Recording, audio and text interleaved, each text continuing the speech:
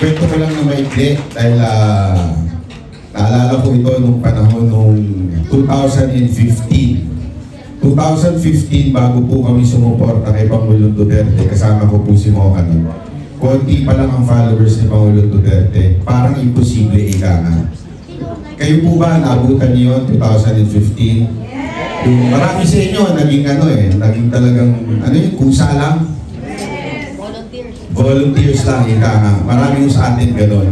And eventually, hanggang 2016, walang sumuporta kay Pangulong Duterte hanggang umangat siya sa survey at siya po ay naging presidente ng ating bayan.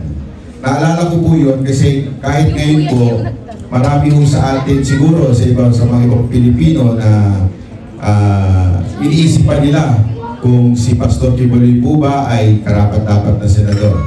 Yan po yung goal ng Banateros Ipaunawa sa mga Pilipino yung vision ni Pastor sa Pilipinas. Alam nyo, sabi nga namin, kaya ho kami dito pabalik-balik. Ako po, pabalik-balik ako sa Japan dahil talagang napakaganda ng sistema. Nakita ko po yun sa loob ng KOJC. Sa pamamahala ho ni Pastor Kibuloy sa entire community ninyo. Kaya nga sabi ko, Little Japan of the Philippines, yung KOJC. Kung saan malinis, maganda, maayos ang pamamahala, at higit sa lahat, yung tinatawag na zero corruption. Kung mababasa nyo ngayong araw na ito, may lumabas na naman na survey sa Pahayag Survey. Ano daw ba ang pinaka-significant na problema ng Pilipinas ngayon na dapat pagtuunan ng pansin ng Presidente ng Pilipinas? Walang iba kundi ang corruption. Ang problema natin, kung yung mismo magpapatupad ay magnanakaw in the very first simula pa lamang. Bakit o kanyo? May record na yung buong pamilya Nahusgahan na ng korte na sila po ay may ill-gotten wealth.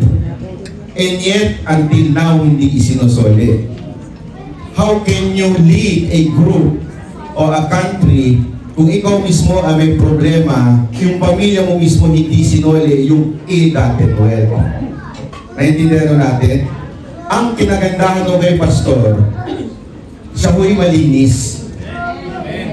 Paano natin nakita yun? Hindi lamang po ito sa pananalita, pero makikita natin ito sa bunga ng kanyang ministeryo. Kita po with fruits. So ibig sabihin, hindi po siya nagsasalita nang wala. So yun kaya nga, kung meron man tayong pinakakailangan ngayon, ay ang mga katulad ni Pastor Kibuloy. Bilang isang senador dahil sa laban sa korupsyon. Hindi po ba kayo sawang-sawana sa korupsyon sa Pilipinas? Mula barangay hanggang mula kagawad, korap na.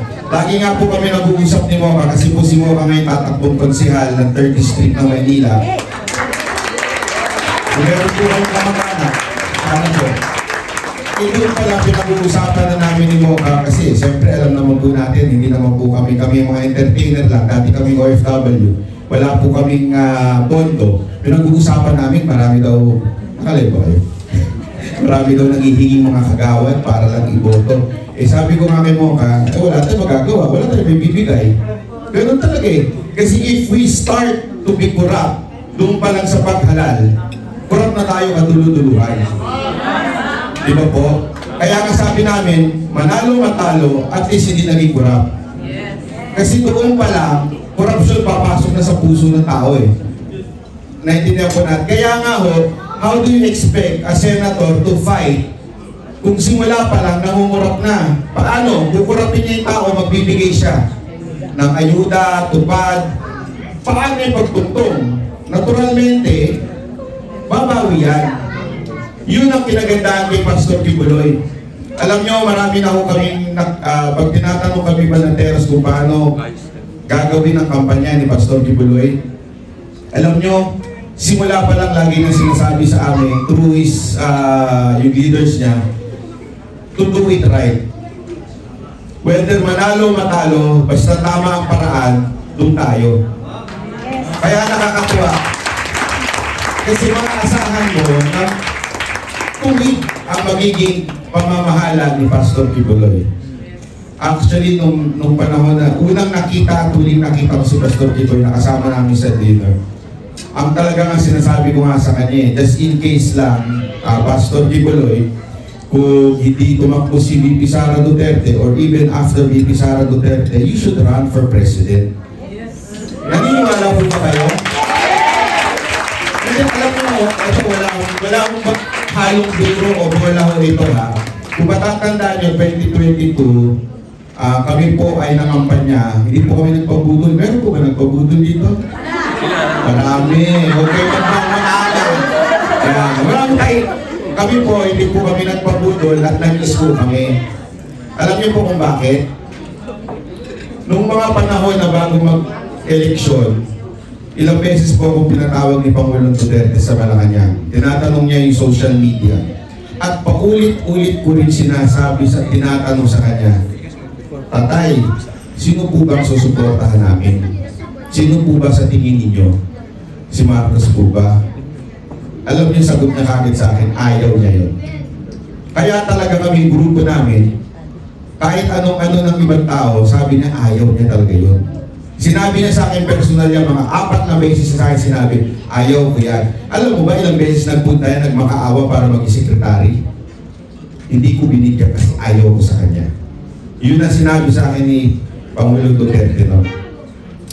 And, sana, kung, alam niyo, kung hindi natuloy yung pagiging presidente ni Bongbong, edi sana medyo umaayos tayo, di ba? Hindi naman perfecto yung ibang mga kandidato, pero sana umaayos tayo. Kasi ito, talagang wala eh, sablay ho talaga. Ito siguro ang pinakamalalang pamahalaan sa Pilipinas. Di ba? Tandaan niyo yung tatay niya, inabot ng 3 dekada para sirain ang bayan. Sa kanya, wala pang 2 taon sirain. So isipin niyo na lang po yung ganong klaseng kabigat. Pag tumagal pa yan, God bless the Philippines na lang talaga. Kaya importante yung 2025. Yan po nakasalalay, lalo-lalo na yung mga mananarong senador, nakasalalay po dyan yung bayan natin. Kasi tandaan natin, impeachment napaka-importante kay VP Sara Duterte. So, ako, tulad na sinabi ko kanina, 2016, 2015, medyo mahina pa si Pangulong Duterte. Pero dahil sa mga volunteers, lumakas. So, yun din ang aking engganyo sa inyo. Alam ko naman na kayo susuporta kay Pastor Kibuloy. Pero, effort pa tayo, tulungan tayo mga kababayan. Talagang, eto, sabi ko nga kami nga, nagpresenta kami, ikutin ang buong Pilipinas para lang mangampanya kay Pastor Kibuloy, gagawin namin. Alam mo, eto, aminin ko po sa inyo, hindi ko madali yun kasi dahil nga sa mga pangyayari niyan, nakailang kaso na po ako ngayon, buti na lang, pero kung magaling na abogado yung aking tatay. Sa sobrang dami ko ng kaso, di ko na matandaan kung ilan. At saka yung nakakatawa nga doon, pinapadala lagi yung kaso sa SMNI. Doon po sa opisina ng SMNI. So ibig sabihin po talaga, sino man ang lumapit kay Pastor Kibuloy o ang SMNI, talagang tatakutin. Yun nga lang, ako matatakutin ako talaga. Totoo lang ha. Pero kung di dahil sa tatay ko, lumakas ako. Dahil nga naman, lagi na sinasabi, huwag kang matakot, ipaglaban mo lang ang tama, fight for justice, and God will be with you.